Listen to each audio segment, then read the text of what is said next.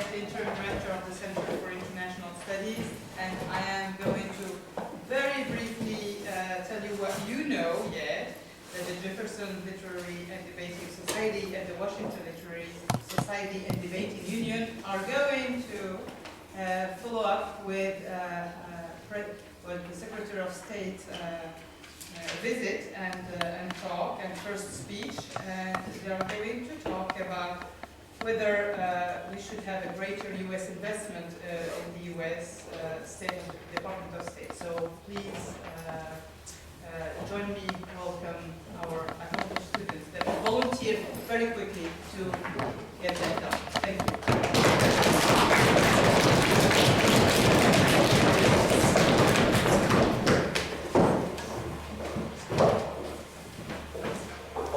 So the resolution reads, the U.S. ought to increase investment in the State Department. I will not be twisting this resolution in any way and discussing State Departments that are not the United States State Department. But first off, I want to thank Secretary Kerry for providing us for our argument. While I could just ask you to rewatch his speech, I will try to briefly summarize and expand upon his argument here. As he stated, you will not find a better deal anywhere than investment in our State Department. He made it very clear that foreign assistance is not charity. It is not giving money away. Foreign assistance is an investment. As he stated, 11 out of our 15 top trading partners once received foreign aid from the United States. Every dollar we give to another country is eventually a dollar we're going to receive back. As Secretary Kerry stated, our shared responsibility is central to our nation. We need strong foreign policy to protect our interests. A wise investment in the State Department, as he pointed out, yields the same return as a wise investment in education does for a student. Our first point is that the State Department budget is embarrassingly low. Including foreign aid, it's only about 1 penny on the dollar of the U.S. budget. The operating budget of the State Department, though, is only about $16 billion a year. To double this would require just $5.30 from every American. Now, I'm not suggesting we pass around a collection plate and collect that tonight, but what I'm saying is that a small investment from each American doubles our investment in the entire world.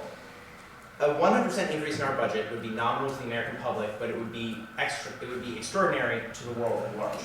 In comparison to this $5.30 for every American, the F-22 Raptor, not even the most recent airframe built by our United States military, cost $66 billion to produce. That's $23 from every American, and all it did was produce a marginal return on the strength of American air superiority. On the point of security and defense spending, Secretary Kerry was clear. Deploying diplomats today is cheaper than deploying troops tomorrow. There's a significant investment being made here with clear returns. It may sound expensive, but on the bottom line, it isn't. If we need to put boots on the ground, we want to be putting work boots on the ground, not shock troops. A sub-point to the point of investment is that increasing technological gains will shrink the expenses of the Department of Education, the Department of Defense, but will not help the State Department. While diplomacy will not become more efficient simply because we have better technology. It will cost the same to staff an embassy in a decade as it does now, and in addition, we deal with so many countries that have weak technological infrastructure that we won't be able to take advantage of these gains in those countries, yet.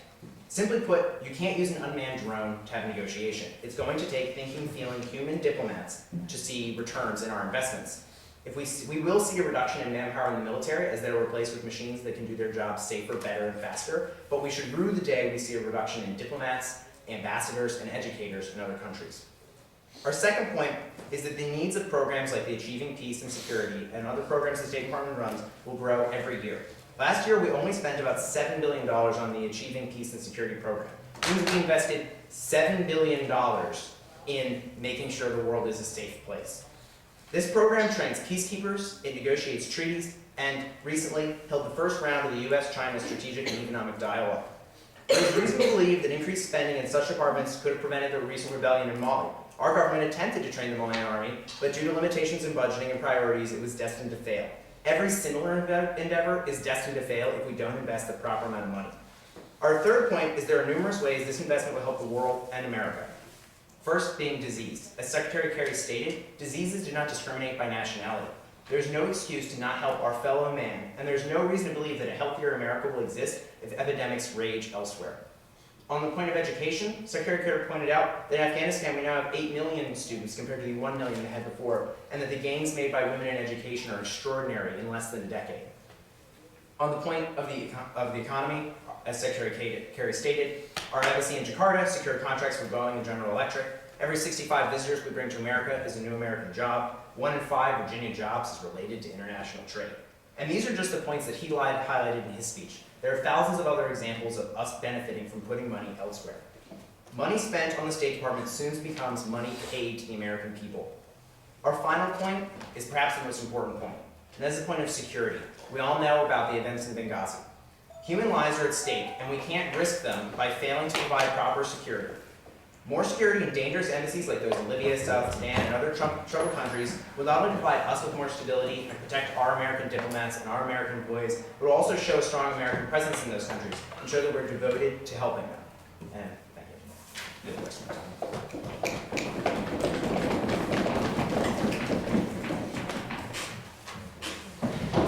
Okay, so I guess the first question is, what do you see as the primary role of the State Department? I think Secretary Kerry made it very clear that the role of the State Department is to provide investments throughout the world that will benefit the rest of the world and the United States. Why investments? I mean, you're going to spend money. I mean, technically that is an investment. But wouldn't the primary obligation of the State Department be diplomacy? Diplomacy costs money. Diplomacy and investment. Diplomats don't go for free. They don't travel across the Atlantic for free. They don't stay in an embassy for free. There's money being spent. Is an organization that spread so thinly across the world the best way to invest globally? The more money we put in it, the less thinly spread it would be. So, what percentage of an increase would you say would be beneficial so that it can meet the needs that you're providing? I mean, trying to provide an exact figure right now isn't going to solve the problem. Like I said, doubling their budget, which would make them half as thinly spread as they are now, would cost the American public $16 billion. But with the task that needs to be accomplished globally, so disease control, economics, can an organization, even if it's doubles its footprint, can it provide that? So what I'm failing to see here is how their inability to completely eradicate the problems they're addressing means they don't deserve the money. The argument here is that they will make these benefits. Whether or not they will eradicate all diseases or they will stop all wars is irrelevant to the fact that they will be working to those goals. But are there other organizations that would be better suited for those funds? Of course, and the amount of money that the federal government disperses every year provides that not only will this organization be able to benefit, but other organizations will. The American budget is not a zero-sum game where we only have so much money, and money will have to go from somewhere else to come here. There are ways to increase when you're accomplishing the task that needs to be, if you have an organization that is overstretched and engaging in activities that it cannot provide, then would it be best to have that organization go back to its core role of diplomacy? What I would argue is that they're not failing at these goals. These goals are goals that, as you stated, they're not going to complete. Every dollar we spend on... We've had 12 attacks on our embassies in the past 8 years. Have they failed at security? No, of course not. I mean, we've had attacks on American soil. That doesn't mean that American security is completely compromised. But if there's another organization that could best provide that security, would it be best to use that organization? Of course. Of course, if something is better, it would be better to use. So why increase their funds? Because I fail to see a better way to spend our money on security than putting that money in the embassies. Having more money in our defense spending, which we already have more and ample funds, is not going to solve this problem. Thank you.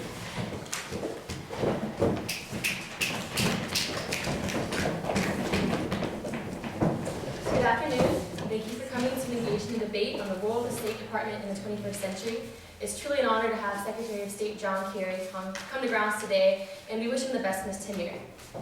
My partner and I are here today to argue against the topic resolved the U.S. ought to increase its investment in the State Department. We oppose this resolution on 2 main grounds. First of all, the State Department is already overextended and needs to downscale instead of expanding its budget. Secondly, additional funding will not address the core issues that undermine the legitimacy of the State Department and U.S. foreign policy abroad. To begin, the State Department has wrongly expanded to fulfill functions that it is ill-equipped to subsume. The U.S. Department of State was initially established in 1789 as a means of conducting American foreign policy.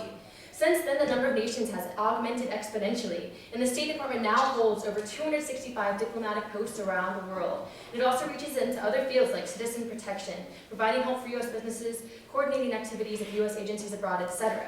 We believe that there's a very important role for the State Department to play in this area of globalization, but we should not increase the investment here, but rather in better sources. The recent Benghazi attacks show the vulnerability of this overextended network that the State Department is trying to maintain from Washington. Furthermore, its inability to allocate aid properly is also demonstrated in Iraq.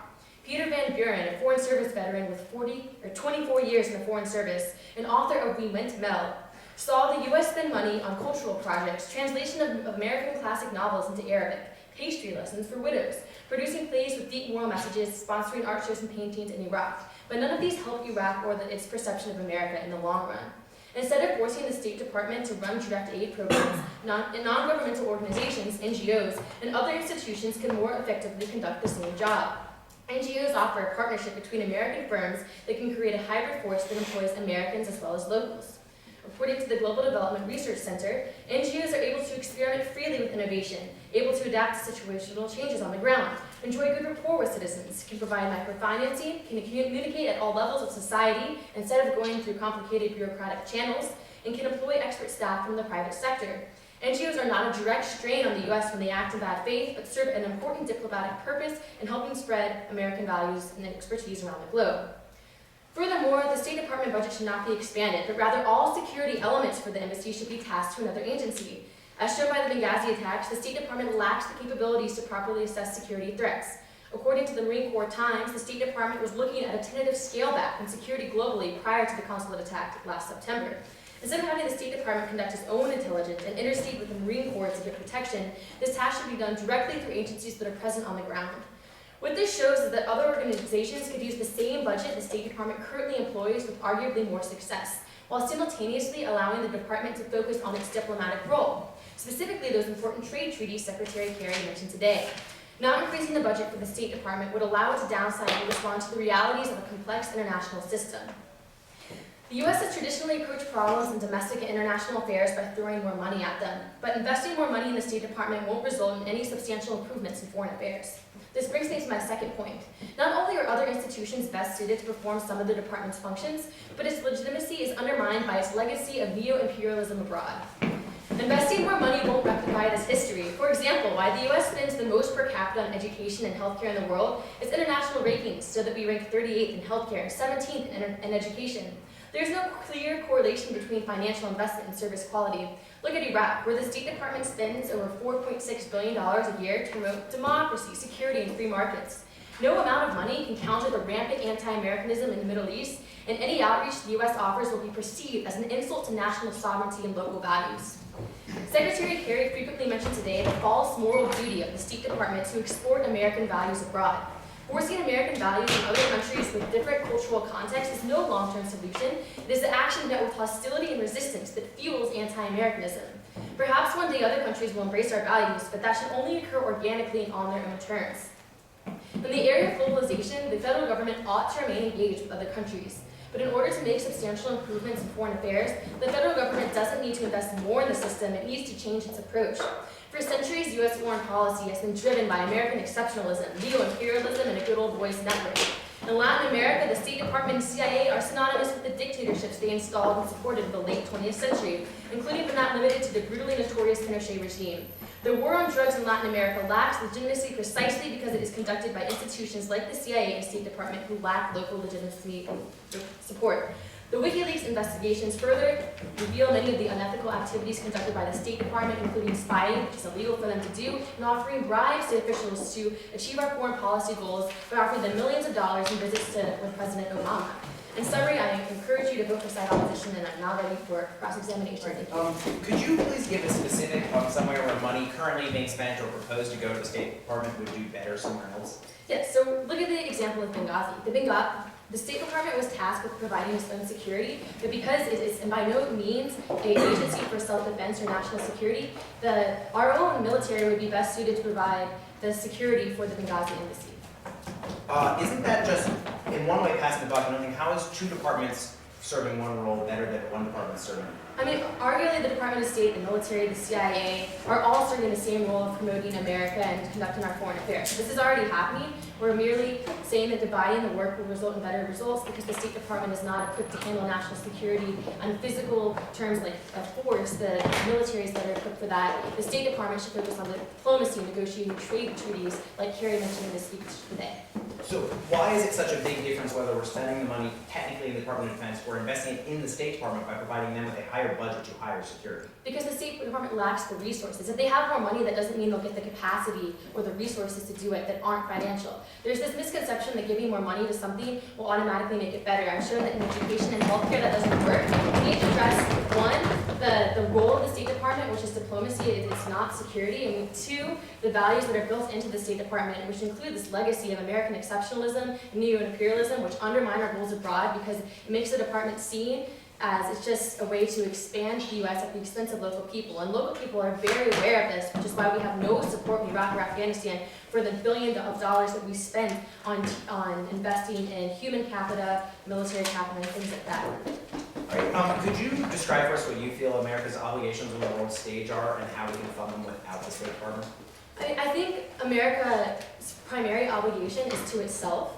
And I think that it should have a role in the rest of the world, but its role should not be to export American values. America is the only country in the world that feels the need to export its values like democracy and free markets abroad. We should respect the cultures and the politics that other countries have. Enough time. So I guess my final question is, do you really believe that these the cuts in the State Department or lack of increase in the State Department is going to do anything to solve these problems? Isn't it a small enough amount of money that we should give them a chance to work with it, and that it's not going to be that big a return to use it somewhere else? I don't think we necessarily have to cut money for the State Department. I think we just shouldn't increase it, but I think as I've illustrated, NGOs are better suited to fill these needs, and so are.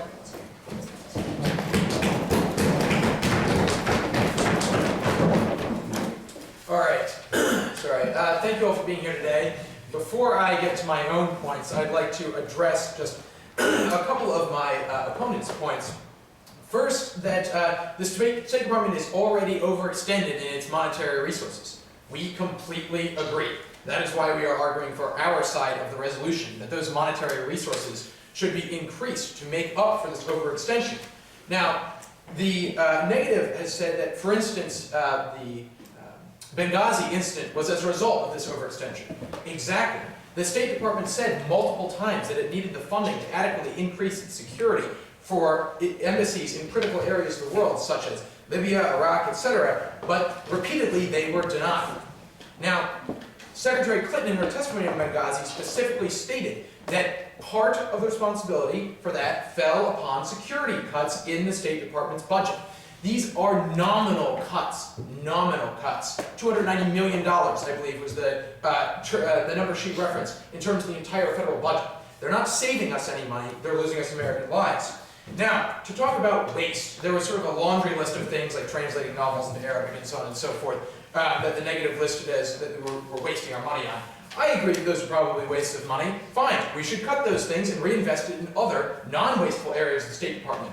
That way, when we increase investment overall, we're getting double the amount on a return. We're not spending money on useless projects, and we're investing more money in good projects.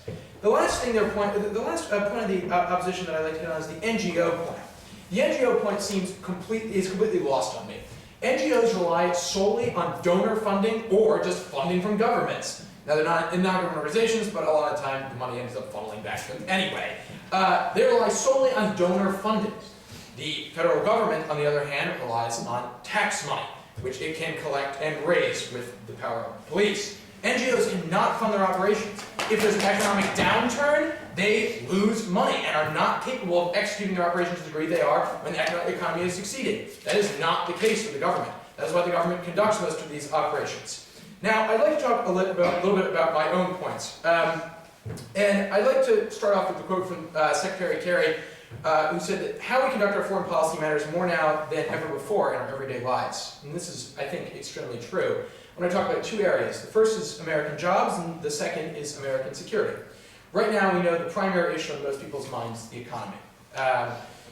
And for the past 4 years, since 2008. And the work that the State Department is doing is one of the most important endeavors in the American government right now to improve the economy. Think about it. We spent over $700 billion on a stimulus package alone, and we saw little returns. On the other hand, the State Department, operating with one of the lowest budgets by department in the United States government, sees enormous returns. For instance, Secretary Kerry mentioned the $160 million investment in Northern Virginia, Indonesia's largest, investing in the largest contract for Boeing. U.S. exports up 700% to Vietnam. Now, the point is not that these investments are good in themselves, because the question here is really about spending. The point is that the investments pay for themselves. They generate both jobs in the US economy, which we all want, but most importantly, what do jobs generate? Tax revenue, both in the terms of income tax and consumption taxes. So at the end of the day, the money we're putting in, we're getting right back. Now, another point that Secretary Kerry mentioned was about Africa, and I think this is exceptionally important for American jobs and resource security. He noted that 7 of 10 of the fastest growing nations economically in the world are in Africa. We are woefully behind China in terms of both diplomacy and investment in Africa. We need to increase it if we're going to take advantage of these new opportunities, both for job creation and for resource exploitation. That is the most important point. Before he mentioned that 4 or 5 of the largest oil discoveries have been off the coast of Mozambique. This is where the resources that are going to fund American and global growth in the next century can be found. And we are far, far behind our, whether we like it or not, economic competitor, China. Now let's talk a little bit about American security. Secretary Kerry mentioned that the conflict stabilization budget is only $60 million, basically to avoid conflicts around the world. In contrast, the war in Iraq cost over $1 trillion in thousands of American lives. Now, this isn't just about avoiding conflict, this is also about laying the groundwork for future American alliances. Programs like Feed the Future to help break the cycle of poverty and starvation in countries in Africa and Asia. This is how we limit the influence of groups like warlords and extremists who want to target America. They play off these things like poverty and starvation. That allows them to be the key resource that people turn to. Thank you.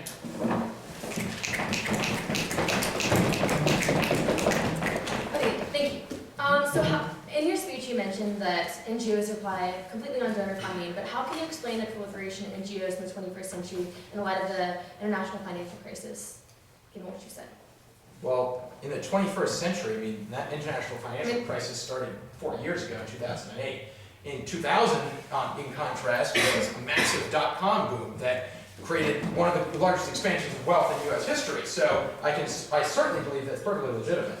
That would happen. I mean, we're talking about. But I'm even talking now more than ever. You have international NGOs around the world working despite the financial crisis that's going on. Could it be because people are willing to donate despite the crisis and don't need government support?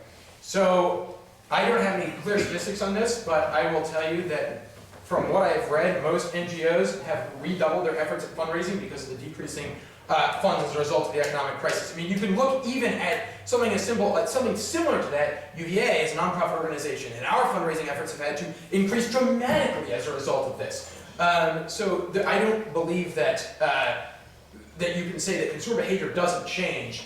I mean, people don't write checks for more money when they have less money in their bank account. I just can't understand that logic. Okay, so what is the role specifically of the State Department in international commerce? Sure, so I think the State Department should play a key negotiating role. We talked about diplomacy, but this isn't just diplomacy in we send a diplomat over to avoid a war. It's also we send a diplomat over to arrange trade deals. We send a diplomat over to discuss investments, both from our country to theirs and their country to ours. So I think it plays a critical role in international commerce. And you can only reach these trade agreements, not necessarily talking on nation-to-nation level, but with multinational corporations with foreign diplomats? Oh, absolutely. I absolutely think so. What you're saying is that you expect multinational corporations to be able to employ people of the expertise of foreign service officers who have spent their career working in a specific area of the world. These are the people that know who to get in contact with in the governments and the businesses in order to set up these deals. You're telling me that you believe that Procter & Gamble, for instance, can employ someone like Secretary Kerry to run their negotiations for them? Okay, we only have 30 seconds left. How can you account for the failure of the U.S. State Department in Iraq and Afghanistan, and how can we ensure that giving more money to them won't result in the same results? Sure, so I think part of it is that there was a lack of funding for the State Department in the U.S. and Afghanistan. Most of the funding went to the military operations with very little planning left on the back end. If we had actually thought about, thank you.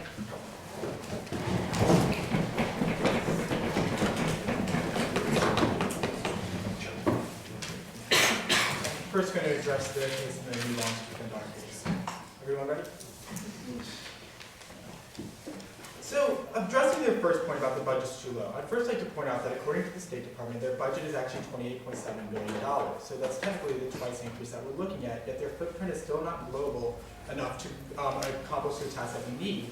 And also, we also mentioned that the budgets are not, that higher budgets are not necessarily results. So that we spend $4.8 billion a year in Iraq. Iraq has not done well. We've mentioned with the Van Buren example that a lot of these projects are not effective and they're not enhancing our diplomatic strength within these nations. For the F-22 that we spent $66 billion, this is not a great example because we canceled the program for waste. So obviously that we see the problems within these programs. Also that if we deploy diplomats, not soldiers, first of all, the NGOs can provide that diplomatic arm for the United States. That there's a difference between spreading your values, and by the way, we'll build you a well, then we'll build you a well, and from that example, we'll be spreading our values.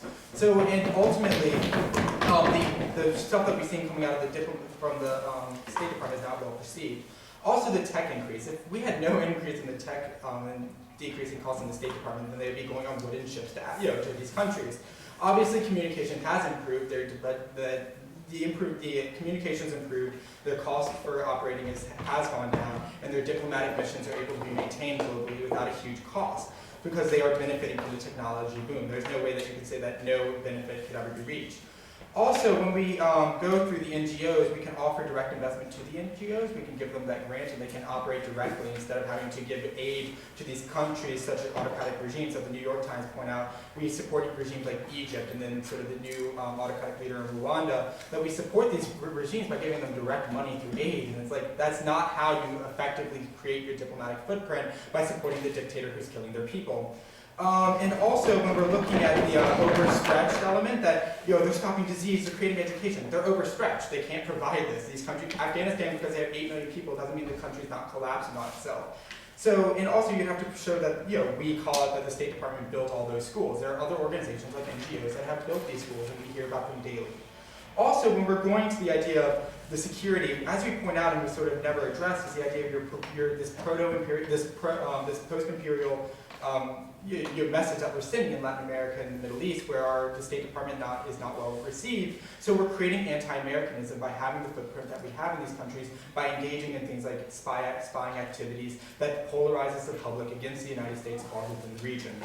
So then going on to our case, so they're arguing that we are overextended in monetary resources. Our whole point is that we're overextended in our obligations. That the State Department can't necessarily provide security because at the end of the day, they are not a security organization. How can they maintain the security of 265 outposts around the world? Rather, if we give that task to defense forces, and the defense forces and the CIA can detect the threat on the ground, then we wouldn't need the Secretary of State to say, by the way, Benghazi needs help. They could make that decision themselves and provide the support to the region. Also, for the U.S. Needs security, according that the U.S. that's Benghazi, Hillary Clinton wanted security there. According to the Marine Corps Times, apparently the Secretary of State said that they needed less security before the Benghazi attacks. So ultimately, they were not detecting the threat that was on the ground. So why have an organization defend all of these embassies that we have globally when they cannot detect on the ground? We've had 12 attacks on our embassies within the past 8 years. There is a security failure. Additionally, when we should be, for these wasteless object programs, that they're responding to the Iraq argument that we have these wasteless programs, and we're going to make non-useless projects. Well, clearly, if we're giving money to autocrats, if we're getting money, if we're spending these, why would the culture change with just more money, and why would that mean it's more effective? Additionally, when we're going to the NGOs cannot fund, we have this evidence from the globalbriefing.org that even in the wake of the recession, there are more NGOs with higher budgets and have a better global footprint. They are perfecting their model and they are more effective. We want to point out that the argument about, they never addressed the concern about sort of this anti-imperialist feeling that exists within these countries, that where our presence is there is anger within these countries, and it is undermining our security and our diplomatic presence. And their argument for that is that we need to take advantage of Africa. Well, if we're taking advantage of Africa, we've been there for decades. We've been providing security. We've been providing these resources, and it hasn't helped our diplomatic presence. And clearly, the State Department is not the answer. So what we need to be looking for is that in exploitation, like China has been exploiting, and sure, their physical presence is there, but there have also been anti-Chinese riots in countries like Angola and Mozambique, where they are very present and their exploitation of the country is ill-perceived by the African public. So if you're talking about diplomatic standpoints and morals, then ultimately this would not be the most effective manner. Thank you.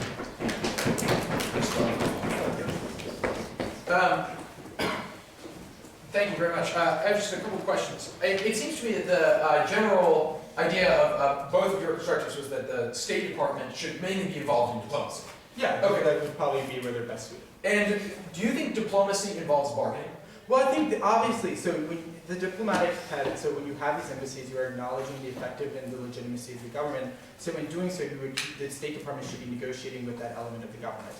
All of these peripheral tasks that they're ill-suited to perform. Okay, but hold on. Do you provided by think that organizations. diplomacy involves bargaining? Between organizations, yes. Sure. Okay, great. And the Well, hold same. on, hold on. And what type of bargaining chips does the U.S. have to work with these foreign countries? Could Well, you list some?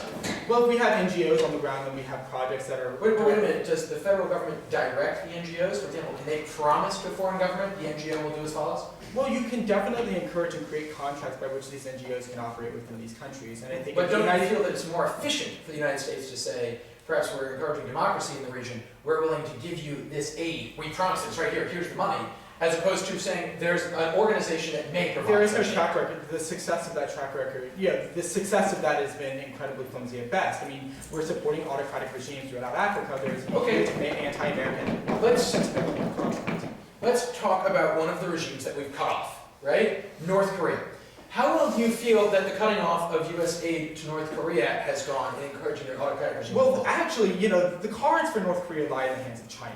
And I think that ultimately the State Department was engaged in North Korea. We had all of these sort of programs for food. It didn't create the results. They're still developing the nuclear weapons. So ultimately, when the State Department reverted to diplomacy and acted as a mediator between China, between South Korea, we've had better results in terms of trying to engage What with the results country. are we seeing, considering they just tested Well, the just the largest fact that nuclear these people are weapon? coming to the table for the first time in decades. They just promised 2 days ago ultimate destruction for South Korea. Are They have been coming to the promising table? ultimate destruction for 6 decades. That doesn't change the reality. What North Korea does in its I face does have not one more necessarily question. correspond what it's doing behind closed doors. I have one more question. I want to talk about the neo-imperialist sentiment that you Absolutely. discussed.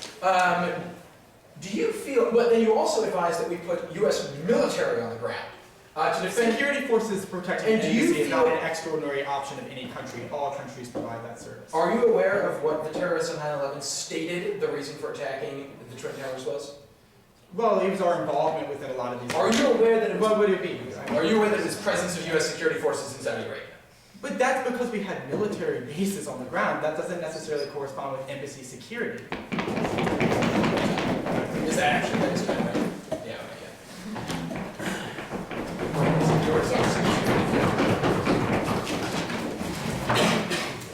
So thanks again, everyone, for sticking through this debate. In our last rebuttal on the negative, I just wanted to crystallize this down to a couple key points for why we should invest more money in the State Department.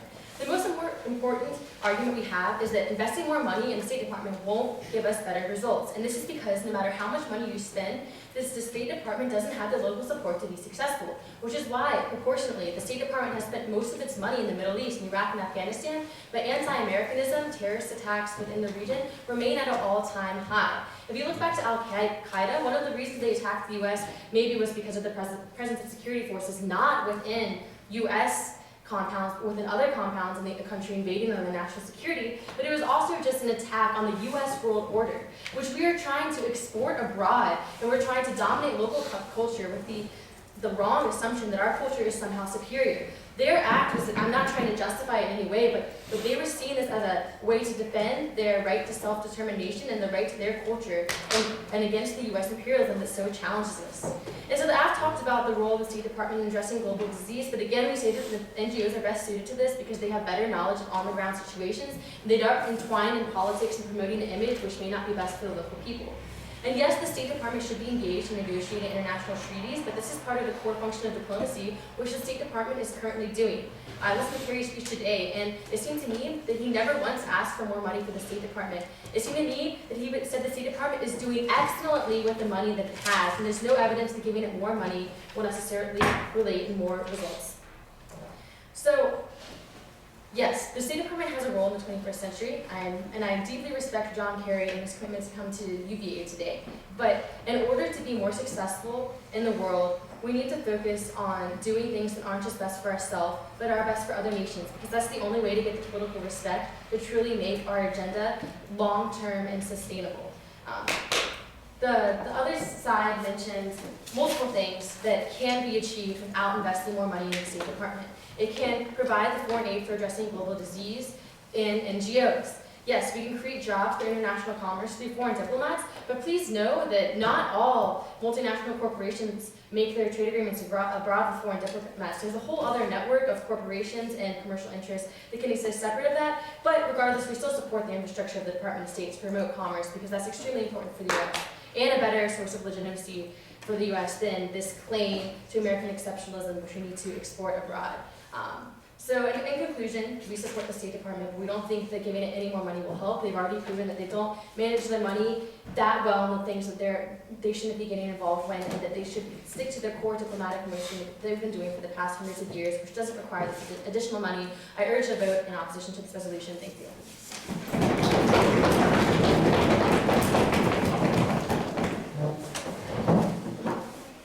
All right.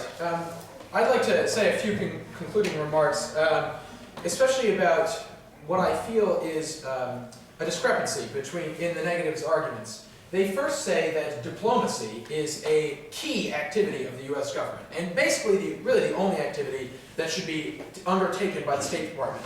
Whether or not I agree with the second point, I do agree with the first point, that diplomacy should be a key activity of the United States government. However, how key can an activity be when we're spending, even if we take their number, $28.7 billion, out of a total federal budget of $3.6 trillion? It doesn't appear to me that we're placing a priority on diplomacy that the negative asserts we should be doing. Even if we cut down to solely diplomatic efforts, leaving out U.S. aid investment, it would be a minute proportion of the federal government, from the federal budget. Just to counter on the F-22s thing, yes, they were canceled, as in they're not rolling them off the line anymore, but unfortunately the $66 billion was a sunk cost that we spent in designing the plane, in designing the first model. Now, talking about the neo-imperialist issue, and this is pretty important to me, because first, I think the neo-imperialist idea of the U.S. State Department and U.S. involvement abroad has been changing in the past couple of years. For example, in Libya, the old neo-imperialist United States foreign policy would have supported Gaddafi. We support dictators. That was our rule. That's no longer our role. You can see this across the Middle East with the Arab Spring. So I think that opinion is changing. I know what you're saying. You're saying Syria. I'm already thinking about it. However, what I respond to Syria about is that we are giving them diplomatic aid. We're giving them resources, right? The only aid that the State Department couldn't give is military, and that's what we're not doing. So really, the State Department are the only ones that are doing any investment in Syria, as opposed to the Defense Department. Now, I also want to talk about the idea of turning over and how this relates to the neo-imperialist message. Turning over the security to the Defense Department. First, this is going to put U.S. troops on the ground in these countries continuously. Let's be clear, I do not believe that Al-Qaeda is going to make or care about the distinction between U.S. troops at the military base and U.S. troops on their soil in a U.S. embassy. They are not going to care. So this is going to make us look even more neo-imperialist if we're starting to do this. And also, the negative talked about reducing bureaucracy, the heavy load of bureaucracy that's weighing down the State Department. However, what they're then proposing is to take one agency that's currently performing two jobs and bifurcate it. So now that we have two agencies involved, basically involving the largest bureaucracy in the world, other than the IRS, which is the U.S. Defense Department. Now, I also want to talk about a point I was trying to get at in my questions, which is bargaining chips. Part of diplomacy is bargaining. Diplomacy isn't just going and speaking with each other. It's they offer something, we come to an agreement, okay? If we don't fund the State Department adequately, they're not going to have these chips that they need to go out and make deals with foreign leaders. Thank you.